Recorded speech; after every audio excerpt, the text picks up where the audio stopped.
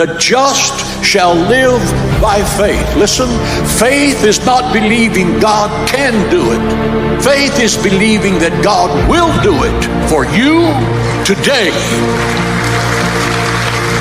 Faith starts out before you know how it's going to turn out. When you know exactly how something is going to happen to the end because you have the economic power to make that happen, that's not faith. Faith is doing, daring of the soul that goes further than the natural eyes can see. We walk by faith and not by sight. If you don't believe it, you will never achieve it. The Bible says, for with God, nothing is impossible. Once you believe that scripture, you have crossed the Hellespont from walking in the natural to the supernatural. Once you believe that nothing is impossible with God, and you start thinking it, and you start saying it, then you will start living it, and your life will never be the same. The just shall live by faith. Do not fear. Trust in me. I'm your God. I will be with you. I will provide for you. I'm going to move. Believe and you'll see the glory of God. We must, beloved, recognize that fear is of the devil, and as children of God, we must not let it stand. God said, be courageous, be strong. Harden yourself against it. Seize my word. Don't let anything else in. Stop allowing these foul imaginations in your heart. Stop allowing the devil to make you afraid. You must crush it under your feet if you're going to obey me and love me. In Yeshua's name, amen.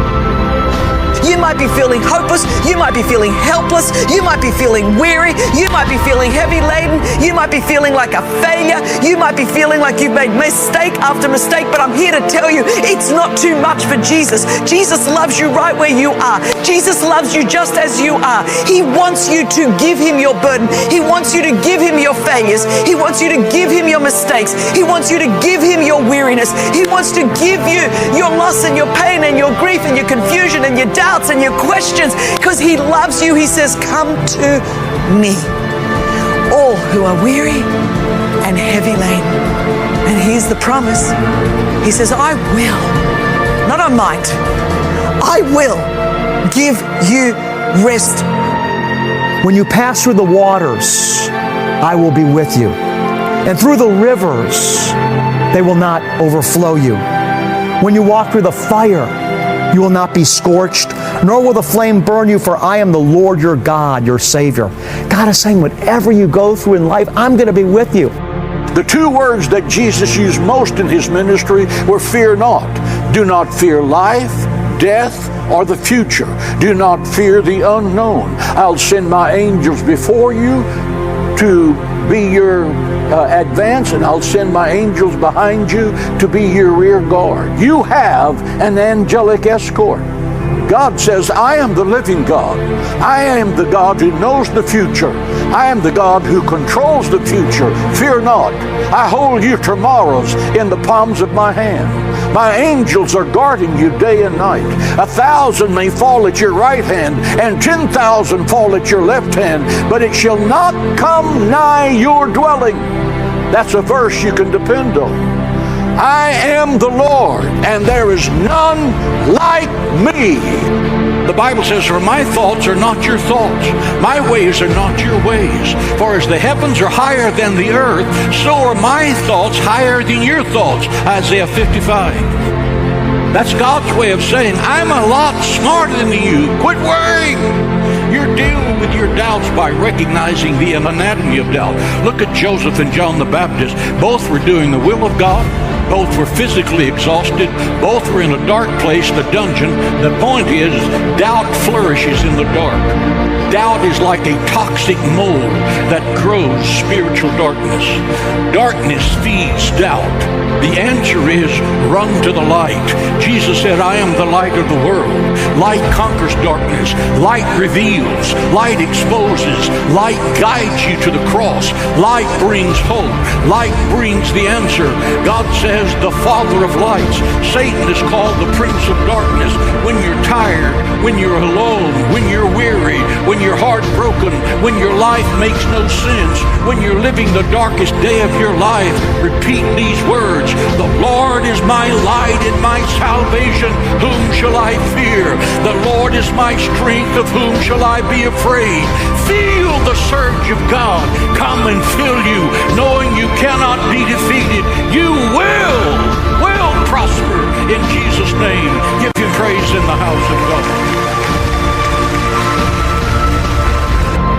I know some of you have had more than your share of unfair situations.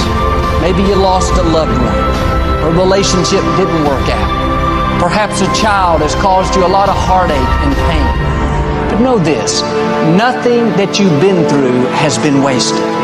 Every struggle, every wrong, every sleepless night has deposited something on the inside. It's made you stronger. It's helped develop your character. You are not defined by your past. You are prepared by your past. It has put you in position for the new thing God is about to do. Hear this. The greatest tragedy in life is not to fall down. It's to stay down. It's to stay down. Proverbs 24:16 says, the righteous man falls 7 times and yet rises again. If you have fallen, get up, because Christ has conquered your storm. Start living again. Start loving again. Start believing again. Start achieving again. Listen to the voice of the Master. Your storm is over.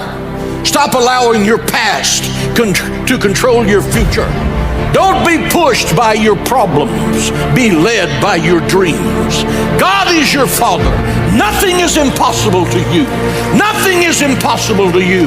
Nothing is impossible to you. When you believe that, you'll never be the same.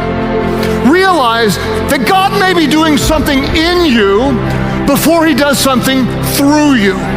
That the difficult thing that you're going through right now, it's not without purpose. God may have allowed it to strengthen you in a way that only this pain could strengthen you. In fact, I love what the Apostle Paul said in Romans 8:28, one of the most quoted verses in the Bible with good reason. He says, we know that in all things, somebody say in all things, we know that in all things, that means that in the promotion or in the layoff, that means in the blessing of the relationship or in the breakup, that means when you make great decisions and you're proud of them, or you make the decisions that you regret. We know that in all things, our good God works for the good of those who love him, watch this, who have been called according to his purpose. Somebody say purpose. He's been called according to his purpose. God works in all things, everything, whatever you're going through right now. This season, God works in all things for the good according to God's purpose, not according to your pain. What I want to do is change the perspective of which I look at life and see God's hand of purpose even working in the middle of my pain. And I know, I can only imagine what some of you are thinking right now, because I feel for you. You're thinking, but you don't know how much I'm hurting. And you don't know how desperate I feel. And it's easy for you, preacher boy, to act like everything's fine in your little preacher world. But I'm really hurting right now.